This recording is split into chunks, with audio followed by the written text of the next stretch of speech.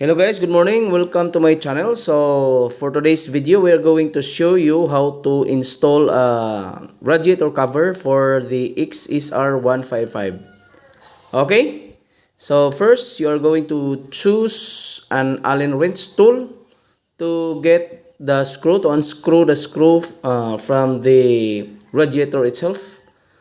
Alright, and then you are going to get the screw by the Allen wrench, and then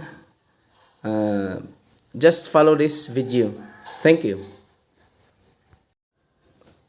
Hello guys, good morning. Welcome to my channel. So for today's video, we are going to show you how to install a radiator cover for the XSR 155. Okay?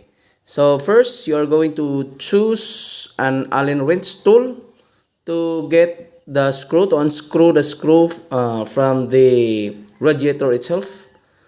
Alright, and then you are going to get the screw by the Allen wrench, and then just follow this video. Thank you.